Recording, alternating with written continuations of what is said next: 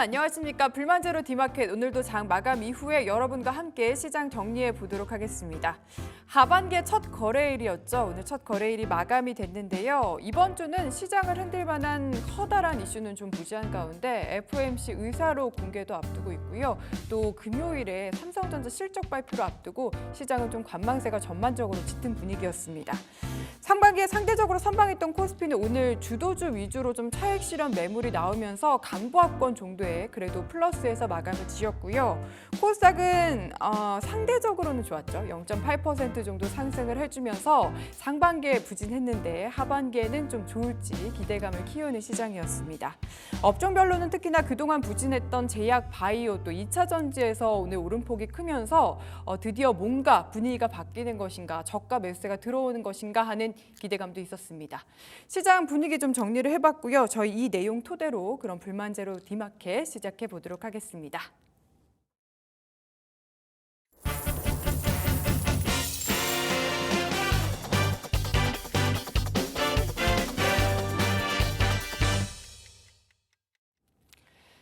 네, 오늘 시장을 뜨겁게 달궜던 키워드가 내일도 과연 뜨거울 수 있을지 마감딜 통해서 함께 확인해 보도록 하겠습니다. 먼저 화면으로 보시죠.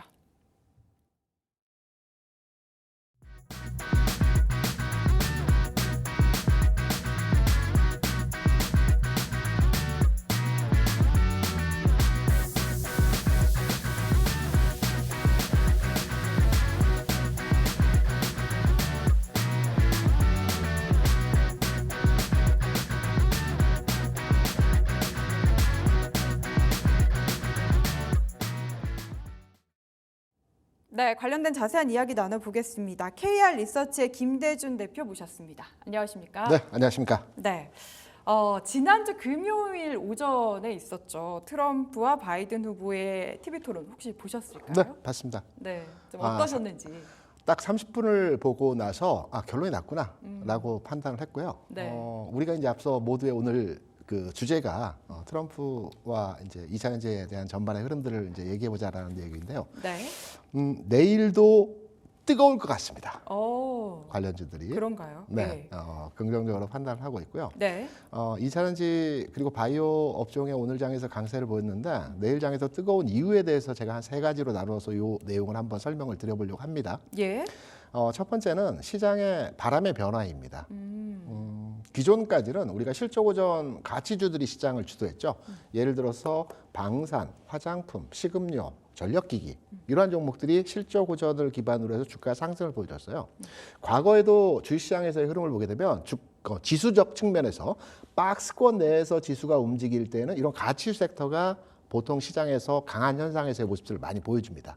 하지만 시장이 새로운 영역에 도달할 때, 신고가라든가 그동안의 박스를 돌파하는 지수의 흐름이 나타난다고 하면 이제 장이 가는구나라고 대부분 생각해서 네. 시장에 돈이 들어옵니다. 유동성이 확보되죠. 유동성이 확보되는 과정에서 성장 섹터의 종목들이 이때부터 움직이기 시작하는 겁니다. 예. 그래서 오늘 제약바이오나 2차 전지나 등등의 그 성장 섹터가 움직였던 여기에 대한 이유를 찾아볼 수 있을 것이고요. 그리고 추가적으로 이 종목들은 좀 더 움직일 수 있다는 가능성으로 첫 번째, 내일도 뜨거울 것이라는 결론점을 우리가 도출해낼 수 있을 것이고요. 네. 두 번째, 앞서 우리 앵커가 지난 금요일에 대선 토론을 참관했느냐, 봤느냐라고 물어보셨잖아요. 당연히 봤고요. 예. 딱 보면서 30분을 보고 나서 결론을 내린 내용이 뭐냐면 네.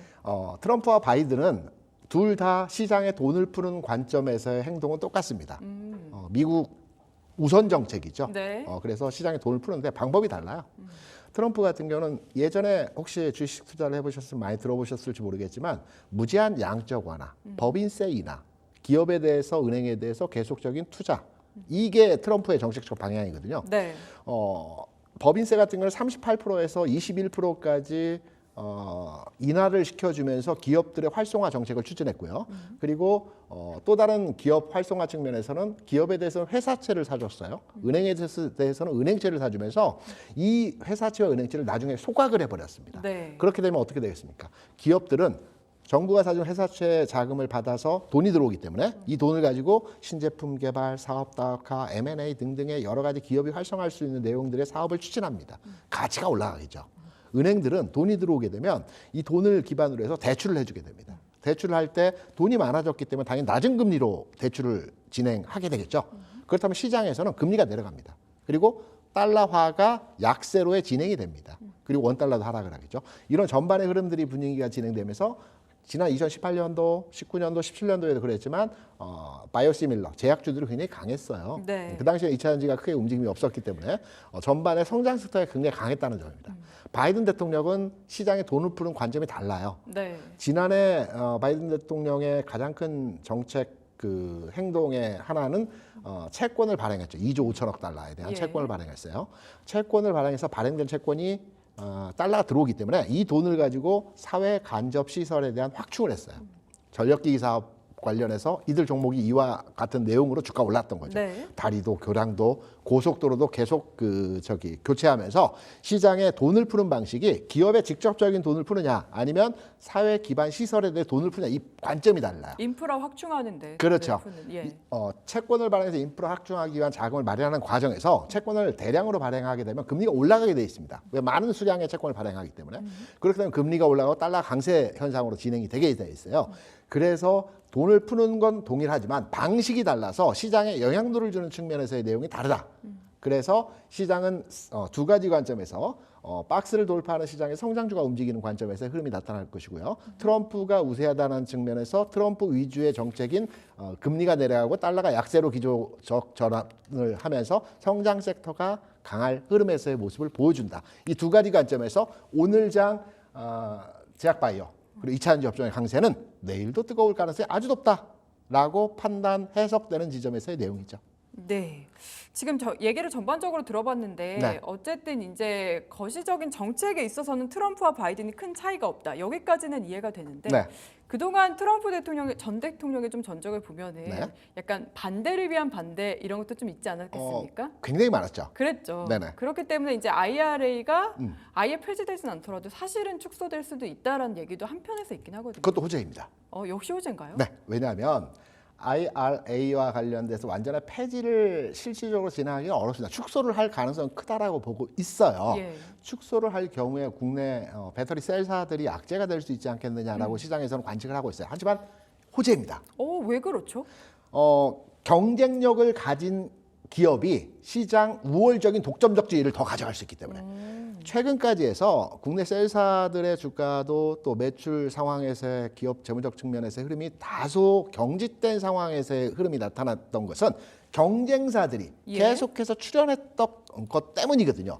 유럽에서도 중국은 이미 이와 관련된 내용에서 진행을 많이 했고요.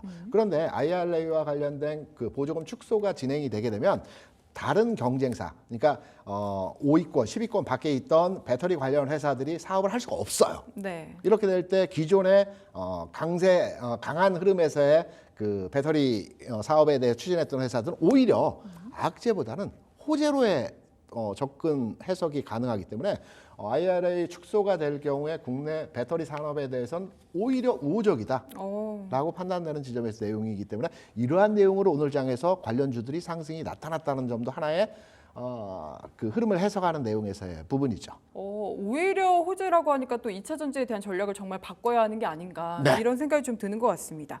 하나만 더 우려되는 지점을 좀 짚어볼게요. 그 에코프로 머티리얼즈가 사실 블록딜 이슈로 좀 크게 6월에 하락하지 않았겠습니까? 이런 악재들은 이제 해소됐다고 봐야 될까요? 에코프로 머티뿐만 아니고 네. 최근에 그 블락딜을 통해서 대량 그 협의 거래가 일어난 기업들이 굉장히 많아요. LS 머티리얼뿐만 아니고 등등등 최근에 종목들이 엔캠이라든가 네. 에코앤드림이라든가 굉장히 많이 있습니다. 그쵸. 근데 이 대량 협의 거래가 꼭 나쁜 것만은 아닙니다.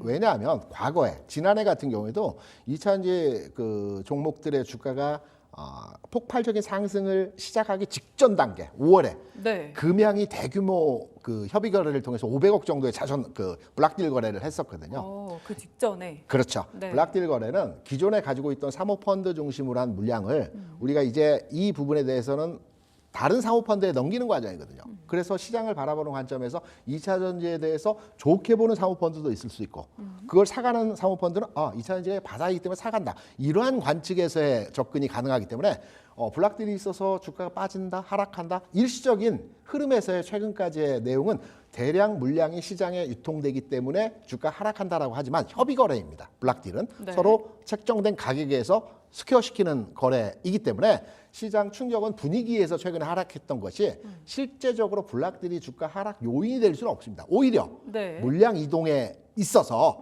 주가가 새로운 바람에서의 그 모멘텀이 될 수 있는 해석으로 진행할 수 있기 때문에 저는 블락딜 자체에 대해서는 긍정적으로 이것도 보는 내용에서의 해석점이죠. 그렇군요. 그러면 오히려 보유하지 않은 분들 입장에서는 그렇게 블록딜 이슈로 빠졌을 때 접근하는 전략도 유효하다. 굉장히 유효한 전략이죠.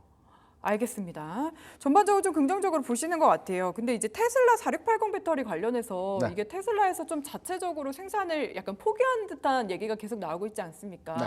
역시 우리 배터리 업체들한테는 좋은 얘기겠죠? LG솔루션이 수혜를 받는 현상에서의 모습이 예상이 되죠. 그래서 네. 오늘 주가력 측면에서도 관련 기업의 주가가 크게 상승을 했는데요. 우리가 이제 우리 기업에서의 오늘 장에서 2차전지 관련주들이 상승했다라고 해서 긍정적으로 보는 것이 아니고요.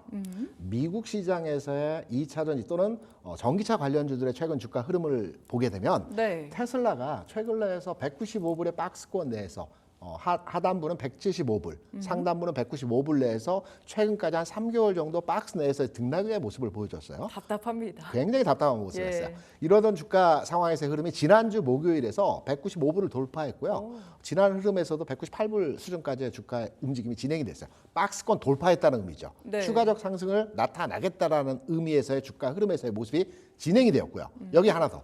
최근에 가장 시장에서 핫한 미국 시장의 핫한 종목의 흐름을 보게 되면 뭐 아마존 신고가 수준에서의 상황도 있겠지만 저는 그보다는 리비안의 주가입니다.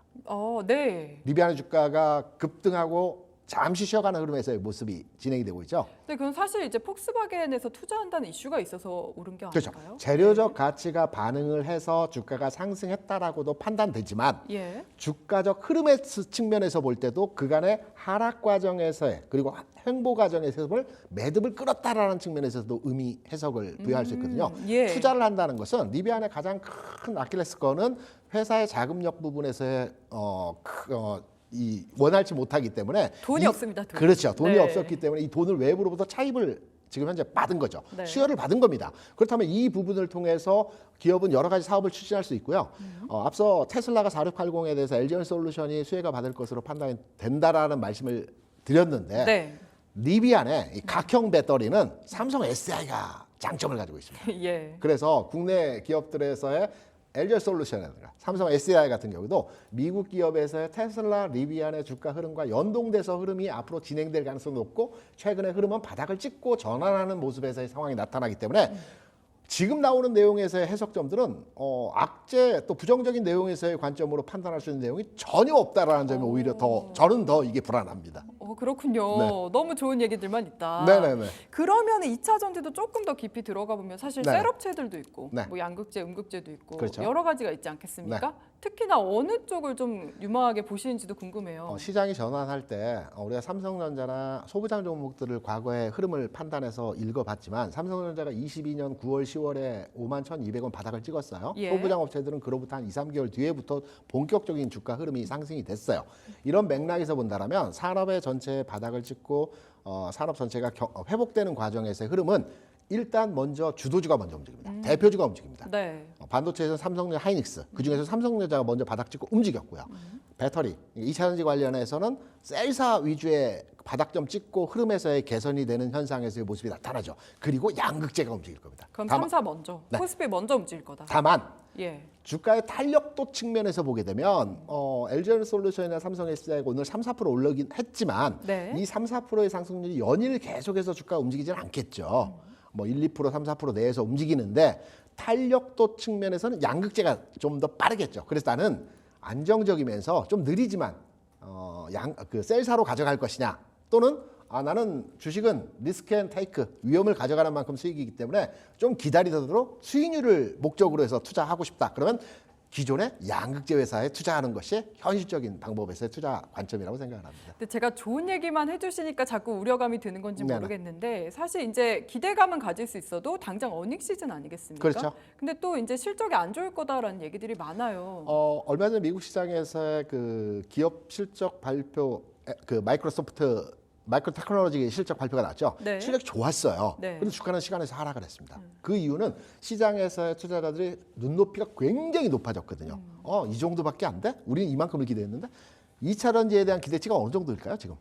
바닥이죠. 완전 바닥을 바닥이죠. 뚫고 들어갔다고 봅니다. 지난 분기 대비해서 실적치가 나쁘게 나온다 하더라도 네. 시장에서는 반응도가 원래 나빴잖아 라고 판단할 수 있고요. 제가 긍정적인 내용을 말씀드리게 되면 최근에 시장에서 2차 전지 수출 데이터를 보게 되면 최근 3개월 마이너스 25% 감소율이었고요. 20% 감소율이었고요. 19.5% 2차 전지 수출이 감소세를 보여줬습니다. 무슨 말이냐면 수출 감소세가 조금씩 줄어들고 있어요. 이 그 관성의 흐름을 보게 되면 올해 한 8월 정도가 되면 2차 전지 수출에 대해서 플러스로 전환되는 흐름에서의 모습도 기대해 볼 수가 있을 것입니다. 드디어. 그래서 2차 전지에 대한 실적치에 대한 발표가 우려감에 대한 흐름으로 진행될 것이 아니라 기대치는 낮아졌고 네. 산업은 바닥점을 돌파하고 있기 때문에 긍정적으로 주가에 대한 대응이 필요한 지점에서의 상황이죠.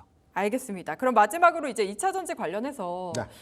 긍정적으로 보신다고 하니까 보유하신 분들도 계실 거고 네. 이제 보유하지 않았는데 괜찮다니까 들어가 볼까? 이런 분들도 분명히 계실 거거든요. 네. 각각 전략 어떻게 세워야 두 가지 될까요? 관점입니다. 그러니까 내가 2차 전지 종목이 전혀 없다. 예전에 고점 잘 팔았다. 네. 지금 사야 될 때입니다. 어, 신규 편입하셔야 되고요. 예. 지금 보유하신 분들은 아마 그간의 물타기를 통해서 많은 수량에서 2차 전지 관련주들을 가지고 계실 겁니다. 네. 지금은 추가 물타기를 하시면 안 되고요. 보유자들은 완전하게 턴어라운드 될 때까지 좀 더 기다리시고 신규 투자자는 2차 전지 지금 사봐야 된다. 사도 된다. 바닥권이다. 라고 해서 두 가지 관점으로 나누어서 투자자 측면에서의 보유와 홀딩 전략이 필요할 것 같습니다. 추가 물타기도 괜찮습니까? 물타기는 안 된다? 이미 많이 하셨을 거고요. 예. 물타기를 한 번도 안 하셨던 분이라면 가능하겠지만 예. 이미 이전 단계에서 많이 하셨을 겁니다. 알겠습니다. 이 전략까지 들어보면서 오늘 인사 나눠보겠습니다. KR 리서치의 김대준 대표와 함께했습니다. 말씀 잘 들었습니다. 네, 이어서 오늘장 급등락 종목 알아보고 오겠습니다. 김주영 캐스터. 안녕하세요. 마감딜 급등락의 김주영입니다. 오늘도 시장에서 변동폭이 컸던 종목들 어떤 것들이 있는지 먼저 시세 분출이 나왔던 급등 종목 먼저 확인해 보겠습니다. 5위 열어보면요. 엑시콘 올라왔습니다. 전거래일 그러니까 지난 금요일에 CXL 관련주들 강세가 굉장히 눈에 띄었었는데요. 오늘도 그 흐름 이어갔습니다. 엑시콘을 비롯해서 네오생, 오킨스전자, 퀄리터스 반도체까지 오늘 관련주들의 강세가 이어졌고요. 특히나 이 CXL 상용화에 대한 기대감이 더해지면서 투심을 작용했던 모습입니다. 16% 강세 흐름 이어갔었습니다. 4위 종목 열어보겠습니다. 램테크놀로지 올라왔는데요. 삼성전기가 앞서서 올해 안에 유리기판 파일럿 구축을 하겠다라는 계획들 좀 발표를 했었는데 램테크놀로지 삼성전기와 이 관련 유리기판 관련한 TGV 시가격 공동 개발 연구하고 있다라는 소식 전해지면서 오늘 18%대 강세로 좀 마감을 했습니다. 3위 종목 열어보겠습니다. 솔루스 첨단 소재 올라왔는데요. 우리 엔비디아 관련 모멘텀으로 오늘 급등했던 모습입니다. 엔비디아로부터 최종 양산 승인 받으면서 하반기 엔비디아 차세대 AI 가속기에 탑재될 예정이다라는 소식 전해지면서 오늘 투심이 굉장히 작용을 했던 모습인데요. 26% 급등했던 모습입니다. 역시나 엔비디아는 강했던 모습이고요. 2위 열어보면 휴림 네트워크스 올라왔습니다. 오늘 재건주들의 탄력 굉장히 강했습니다. 젤렌스키 우크라이나 대통령이 올해 러시아와의 전쟁을 좀 종결하겠다, 종합계획 연내 발표하겠다라는 이야기 나오면서 관련주들 장 초반부터 크게 움직였는데요. 오늘 휴림 네트워크스가 대장주격으로 먼저 좀 탄력을 받는 모습이었고요. 그밖에 SY, 데모, 삼부토건, 재건주로 묶이는 관련주들 크게 시세가 나왔던 모습입니다. 오늘 휴림 네트워크스 상한가 기록을 했습니다. 1위 열어보겠습니다.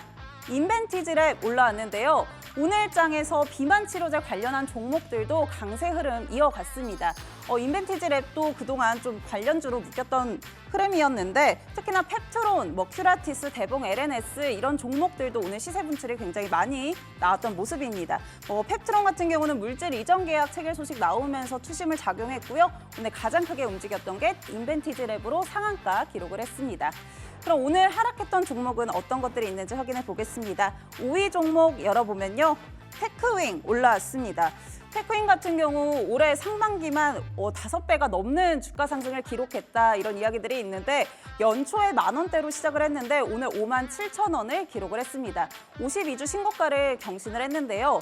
다만 낙폭이 크게 나오면서 오늘 9% 넘게 밀리면서 종가 형성했던 모습입니다.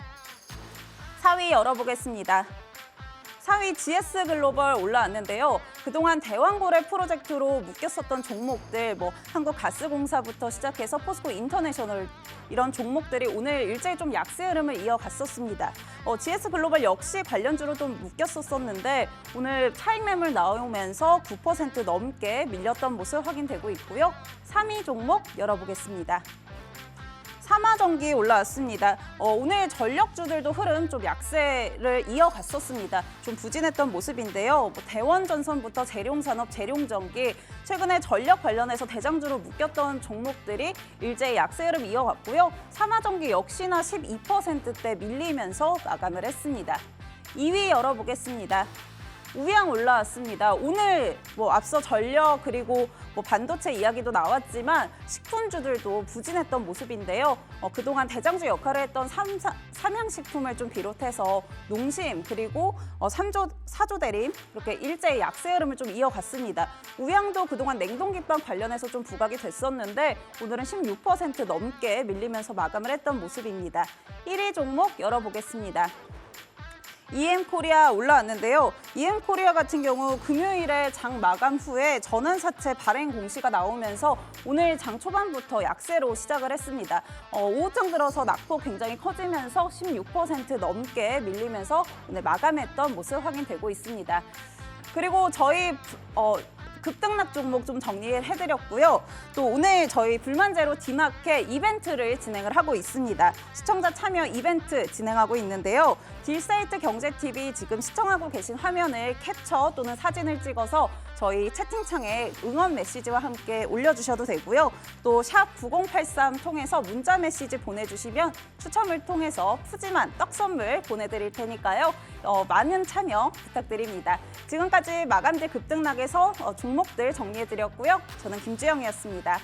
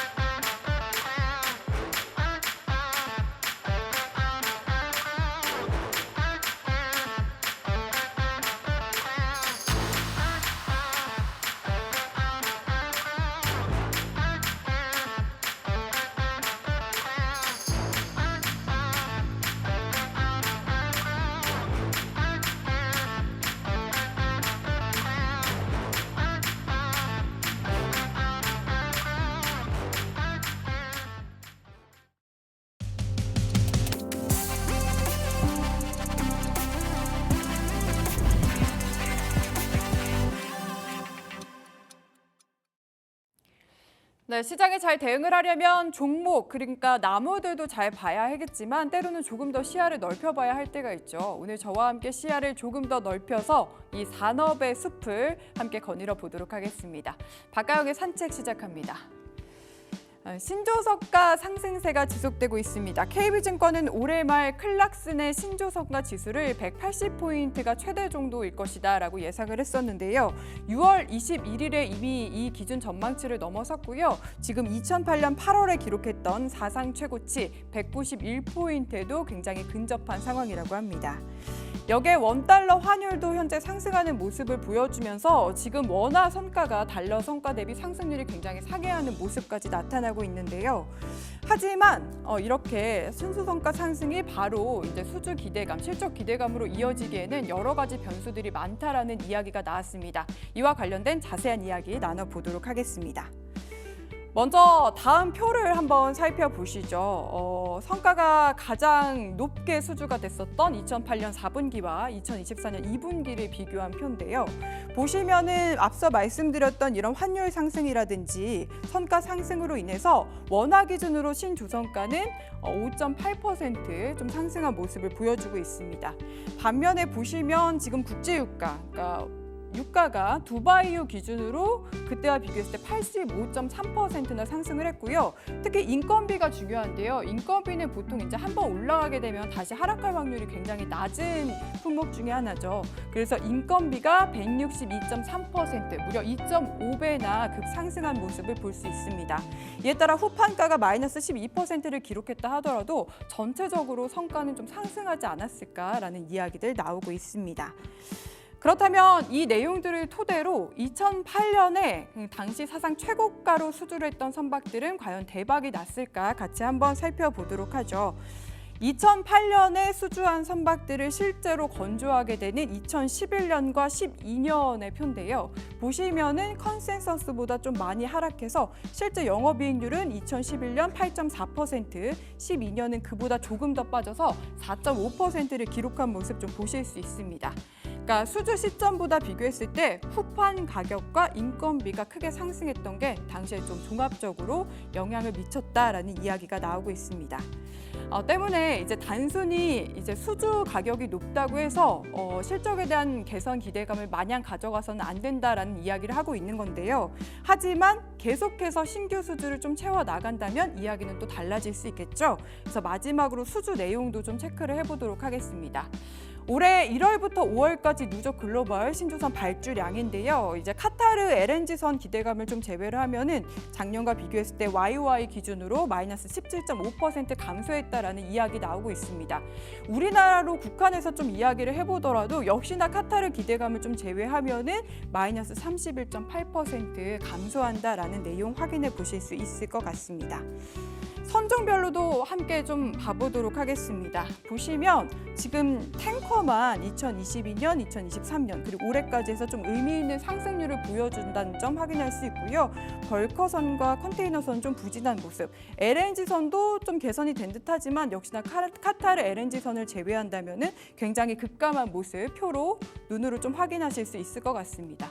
이에 따라 2024년에 이제 신규 발주 추이는 YOY 기준으로 마이너스 5.9% 정도 예상된다는 점 좀 실망스러운 결과가 아닐까 싶은데요. 그래도 다만 컨테이너선은 이제 최근에 좀 이슈가 나왔는데요. 6월 1일부터 19일까지의 집계량이 1월부터 5월까지의 평균의 2배 이상에 달한다라는 이야기가 나오고 있습니다. 근데 잘 아시다시피 이제 지정학적 리스크 등으로 인해서 현재 컨테이너선 발주 물량은 늘어날 수 있다는 점 역시 투자 포인트로 삼아 보시면 좋을 것 같습니다. 지금까지 박가영의 산책이었습니다. 네, 이어서 이 시각 투자자분들이 가장 많이 관심을 갖고 있을 시간의 단일가 거래에 대해서 좀 알아보도록 하겠습니다. 관련해서는 AJ 인베스트먼트의 이재규 대표와 이야기 나눠보겠습니다. 대표님 안녕하십니까? 안녕하세요. 네, 지금 시간의 거래 시작된 지는 얼마 안 됐는데 좀 네. 어떤 종목들이 거래량 또 눈에 띄는지 궁금해지는데요. 네, 일단 두 시간이 아니죠. 2번 거래가 진행이 됐는데 지금 네. 거래 대금을 기준으로 봤을 때 뭐 JMB라든지 램테크놀로지 같은 기업들의 자금이 좀 들어오고 있다라고 보시면 좋을 것 같습니다.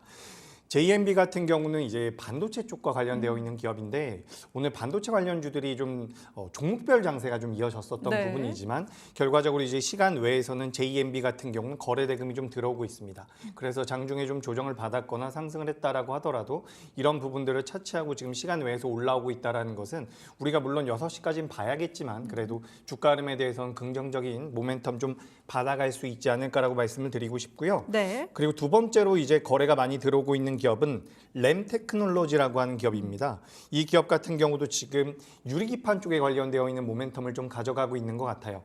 그래서 오늘 장중에 SKC라든지 관련되어 있는 기업들의 변동성이 조금씩 나왔죠. 네. YC캠 같은 경우도 주가가 좀 올라오곤 했는데 램테크놀로지 같은 경우도 이 소재 쪽과 관련되어 있는 사업을 영위하면서 지금 시간의 단일가 거래에서 거래가 조금씩 붙고 있다라고 보시면 좋을 것 같습니다.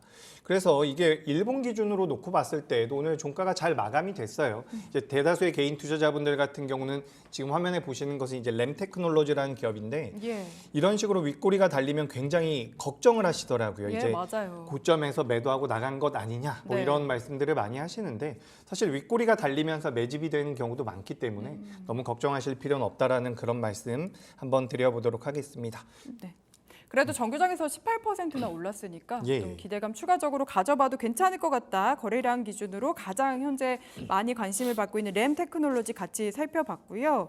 그리고 또 대한해운 제가 네. 조금 전에 또 조선 관련해서 이야기를 했는데 대한해운도 눈에 좀 보이네요. 네, 지금 우리가 해운주에 대한 관심도 계속해서 붙고 있는 상황이죠. 방금 전에 이제 앵커님께서 말씀하셨던 것처럼 조선주들 같은 경우도 주가 흐름이 잘 나오고 있죠. 신조선가도 올라가면서. 근데 지금 우리가 구조적인 문제를 생각해 봤을 때 지정학적 리스크로 인해서 운임의 상승이 지속이 되고 있는 부분들이 있습니다. 그래서 조선에 대한 발주도 늘어나고 있는데 그에 앞서서 운임료가 올라간다라고 한다면 뭐 대한해운이라든지 HMM 같은 경우는 이제 주가가 좀 변동성이 상방으로 만들어질 가능성이 높겠죠. 그래서 오늘도 장중에 STX 그린로지스라는 기업이 변동성을 많이 보였거든요. 네. 윗꼬리가 길게 달리긴 했지만 시장에서는 이 운임 쪽이 계속해서 올라갈 가능성이 높다라는 것에 대해서 좀 포커스를 맞추고 있지 않나. 라고 생각이 들기 때문에 지난주에 또 사실 많이 올랐습니다. 예, 많이 올랐는데 이게 지정학적 리스크가 순간적으로 해결될 가능성이 낮다라고 시장에선 생각을 하고 있는 것 같아요. 홍해 쪽의 리스크도 리스크지만 우리가 지금 강우량이 좀 낮은 상태이기 때문에 전반적으로 운임료의 상승 가능성이 높다라고 시장에선 분석을 하고 있습니다. 가뭄 이슈. 그렇죠. 네. 그렇기 때문에 이제 이 해운 관련주들의 주가 흐름이 좀 더 연속성을 가지고 움직일 수 있지 않을까 시장에서 그렇게 보고 있는 부분이고 우리가 큰 흐름에서 지금 시간의 단일가 거래를 좀 살펴보면 셀트리온에도 좀 자금이 들어오고요. 네. 알테오젠에도 자금이 들어오고 지금 우리가 HLB 쪽에도 자금이 들어오고 있는데 오늘 우리나라 정규장에서도 제약바이오 종목군들의 변동성이 굉장히 좋았거든요. 그렇죠. 그렇기 때문에 그런 부분들이 시간 후에 단일가에도 좀 연동이 되는 게 아닌가라고 생각이 되고 있습니다. 아무래도 제약바이오 같은 경우는 금리 인하에 대한 수혜를 받아갈 수 있는 업종군인데 지금 금리 인하를 언제 할지 몇 차례 진행할지에 대해서는 시장에서 많은 의구심을 가지고 있지만 결국에는 금리 인하를 할 것이다. 여기에 포커스를 맞춘다라고 한다면 제약바이오 같은 경우는 우상향을 할 가능성이 굉장히 높겠죠. 네. 그리고 추가적으로 말씀드려보자면 지난주에 미국의 대선 토론이 있었습니다. 네. 트럼프가 조금 더 좋은 점수를 받았는데 이 트럼프가 당선이 되면 중국 쪽에 대한 규제가 들어갈 가능성이 높은데 그중에 바이오가 들어갈 가능성이 굉장히 높다라는 분석들이 나오고 있죠. 그래서 오늘 제약바이오 관련되어 있는 종목군들의 변동성도 굉장히 좋았고요. 또 최근에 이제 비만약과 관련되어 있어서 종목군들의 변동성. 오늘 인벤티지 네. 랩이라는 기업과 펩트론의 주가 흐름이 굉장히 좋았는데 지금 시간의 단일가 거래에서 봤을 때에도 3,000당 제약이 좀 올라오고 있거든요. 과거에는 이제 비만 쪽으로 크게 엮이지 않았었던 기업인데 최근에는 이제 경구용 비만 치료제 쪽으로 엮이면서 변동성이 조금씩 커지고 있다라는 말씀을 드리고 싶습니다. 그래서 오늘 시간의 단일가에서는 제약바이오도 눈에 많이 들어온다라는 그런 말씀 드리겠습니다. 하필 또 이제 하반기 딱 시작하는 첫 거래일에 그동안 너무 부진했었는데 이렇게 좋은 모습 보여주니까 관심이 좀 많으신 것 같은데 얘기해 주신 내용 들어보니까 좀 하반기에는 기대감 갖고 우상향할 거라고 보시는 것 같네요. 제약바이오 말씀이시죠? 예. 예, 저는 제약바이오 굉장히 긍정적으로 보고 있습니다. 우리가 그동안 뭐 시장에서 가장 포커스를 맞추고 집중했었던 것이 제형 변경과 관련되어 있는 부분이었거든요. 그래서 뭐 알테오젠이라든지 유한양행 같은 경우 주가 흐름이 잘 나왔었는데 ADC 최근에 이제 리가켄바이오 같은 이런 항체 약물 접합체와 관련되어 있는 종목도 변동성이 좋고요. 네. 오늘 같은 경우는 비만과 관련되어 있는 종목들 그리고 큰 흐름에서 봤을 때는 셀트리온이나 삼성 바이오로직스 같은 위탁 생산 업체들도 주가 흐름이 굉장히 잘 나오고 있습니다. 네. 오늘 바이넥스도 많이 올라왔는데 제가 봤을 때 하반기에는 제약바이오가 좀 더 좋은 모습을 보일 수 있지 않을까라는 말씀을 드리고 싶고요. 네. 또 특징적으로 지금 이제 미스터블루라든지 우리가 웹툰 관련 종목군들이 시간 외에서 거래가 좀 들어오고 있어요. 예. 네이버 웹툰 엔터테인먼트가 미국에 상장을 하면서 관련되어 있는 종목군들에 대한 기대감이 굉장히 컸었는데 상장된다라는 소식 전후로 해서 Y랩이라든지 미스터블루 같은 웹툰을 이용한 IP, 지적재산권을 이용한 웹툰 관련주들의 낙폭이 굉장히 크게 나왔거든요. 네. 근데 단기적으로 낙폭이 너무 컸다라고 생각이 되는지 지금 시간의 단일가 거래에서는 조금씩 반등을 해주고 있는 모습입니다. 다만 웹툰주들 같은 경우는 저도 굉장히 큰 성장성을 가지고 있다라고는 보지만 단기적으로 반등이 나온다라고 한다면 전 일단은 뭐 비중 축소라든지 네. 살짝 보수적인 의견 가지고 있으니까 이 부분 참고하시면 될 것 같습니다. 대표님 좀 웹툰 좀 많이 보시나요? 잘 안 봅니다. 예, 웹툰즈 전망까지 들어봤고요. 그 외에 또 어떤 종목들 눈에 띄는지 궁금한데 솔루스 첨단 소재도 좀 이슈가 있었는데 그 외에 또 어떤 종목들 눈에 띄시나요? 네, 솔루스 첨단 소재 그죠? 솔루스 첨단 소재 같은 경우 동박과 관련되어 있는 기업이죠. 네. 그래서 최근에 우리 2차 전지가 오늘 전반적으로 좀 반등을 줬는데 동박 쪽에 대한 모멘텀을 가져가고 있는 상황이지만 솔루스 첨단 소재 같은 경우는 반도체 쪽에 대한 AI 가속기 쪽에 대한 모멘텀도 지금 붙고 있는 상황이거든요.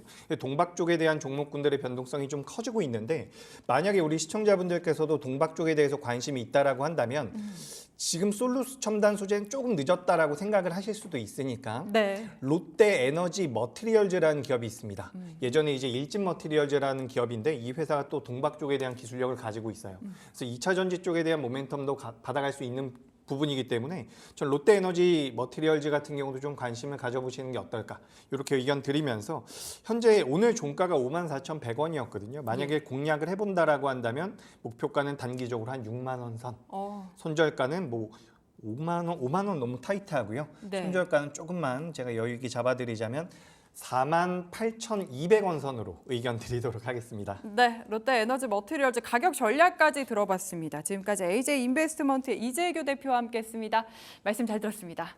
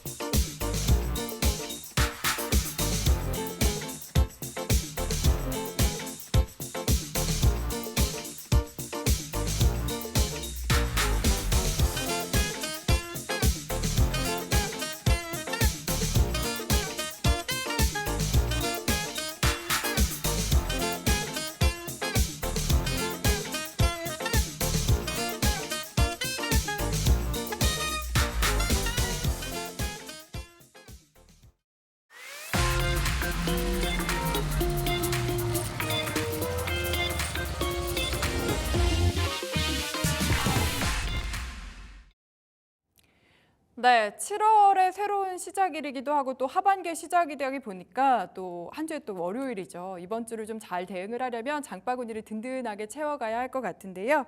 오늘 저와 함께 내일의 장바구니 채워주실 분은 기업공시연구소의 변영인 대표입니다. 대표님 안녕하십니까? 네, 반갑습니다. 네, 저희가 내일 이제 일정들 좀 눈여겨보면서 전략까지 세워보는 코너인데 오늘은 6월 수출입 데이터가 워낙 오늘 또 이슈가 됐죠. 이 네네. 내용을 들고 오셨더라고요.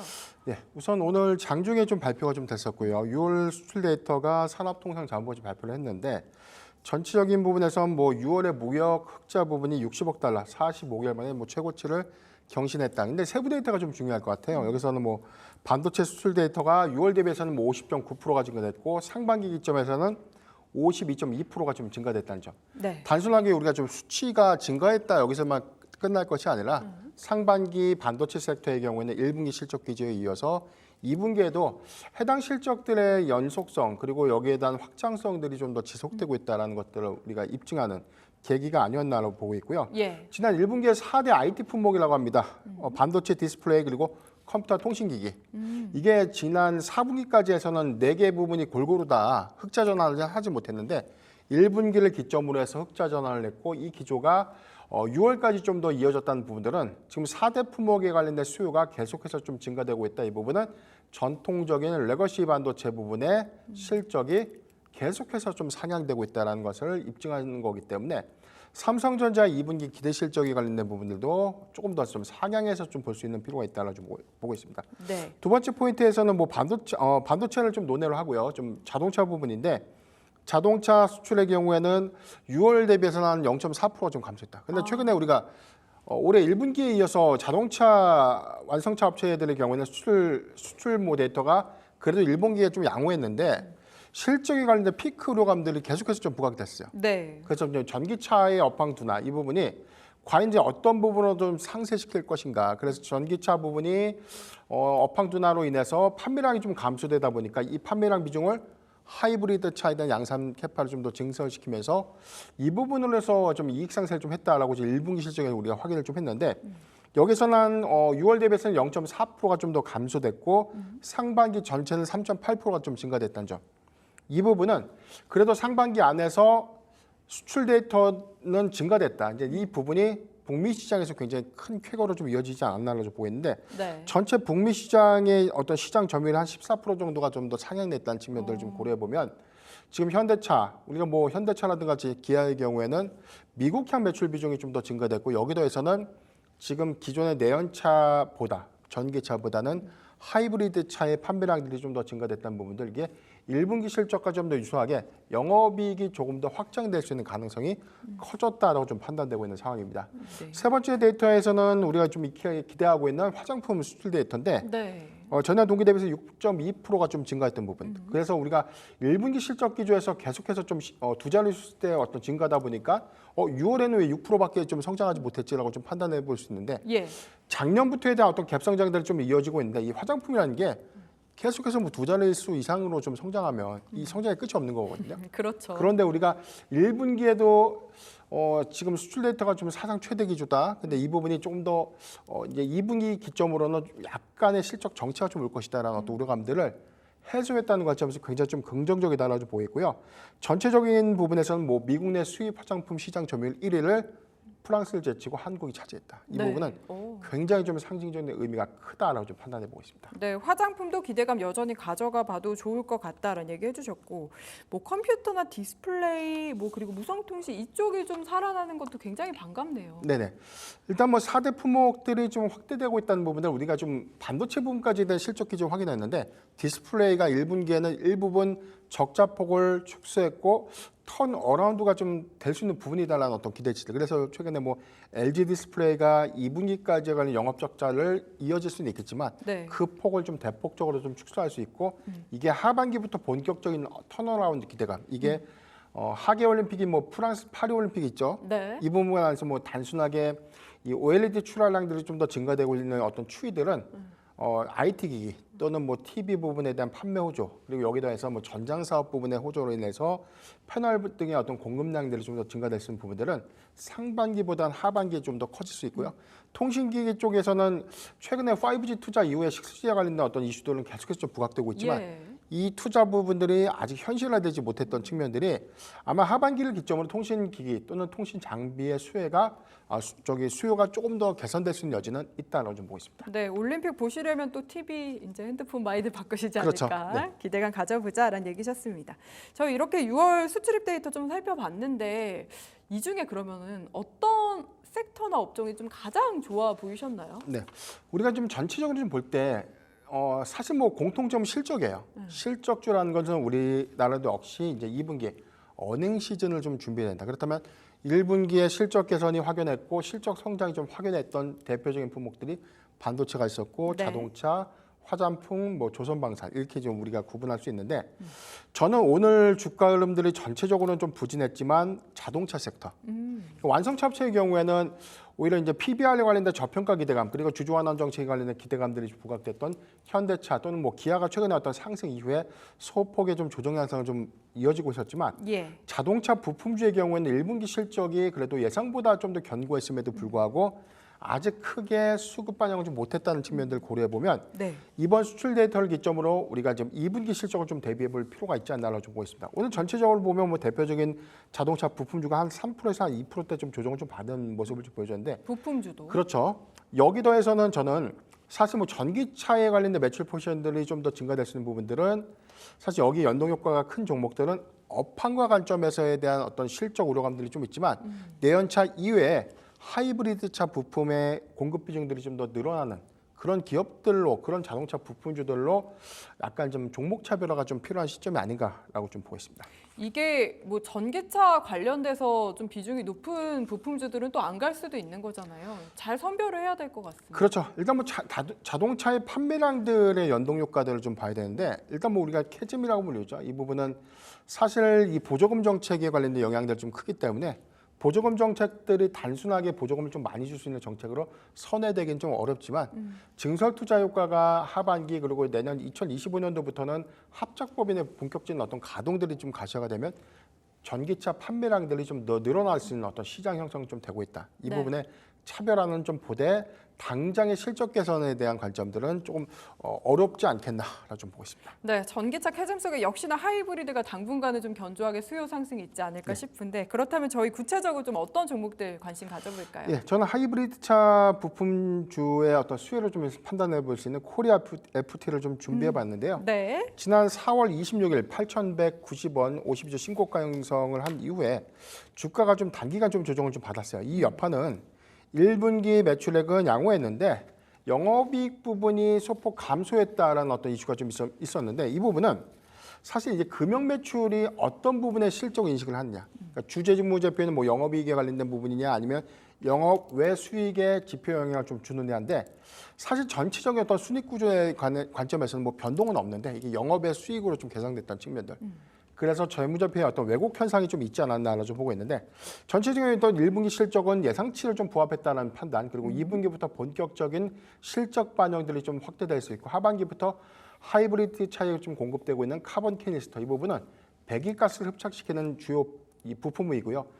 이 부품이 새로운 어떤 이 신규 시장 진입이 좀 굉장히 좀 어려운 부품이기 네. 때문에 2025년도에 현대차 그룹의 주력 차종의 하이브리드 차 전환 이 수혜의 가장 큰 수혜주가 코리아 FT라는 점을 우리가 좀 주목해 본다면 계속해서 좀 관심을 가질 수 있는 구간이다라고 좀 보여지고 있고요.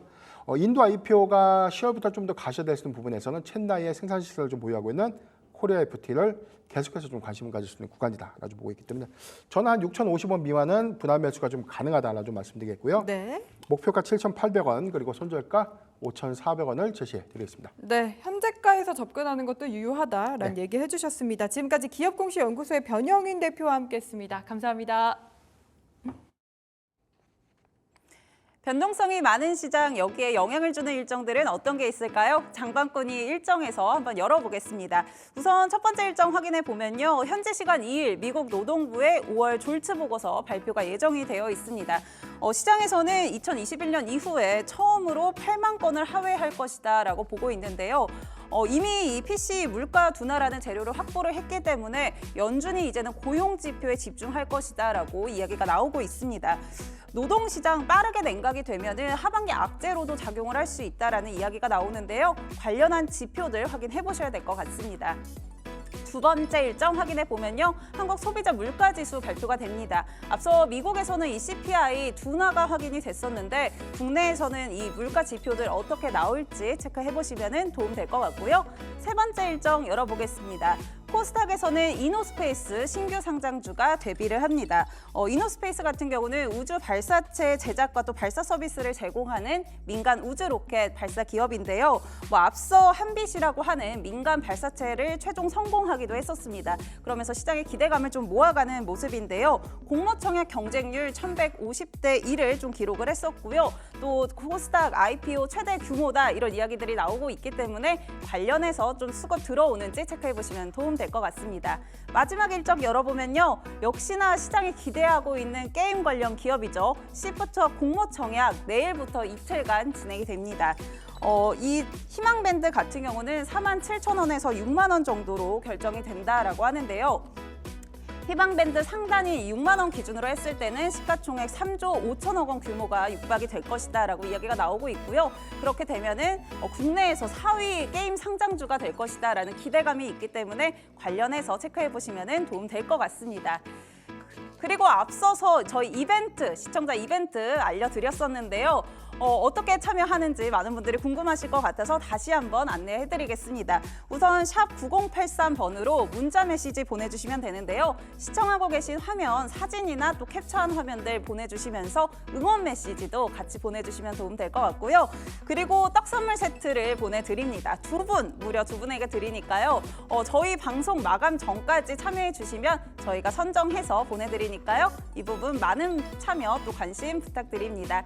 저는 지금까지 장바구니 일정 전해드렸고요. 김주영이었습니다. 네, 불마자로 디마켓은 여기서 인사드리도록 하겠습니다. 내일도 변함없이 찾아오겠습니다. 함께해 주셔서 감사합니다.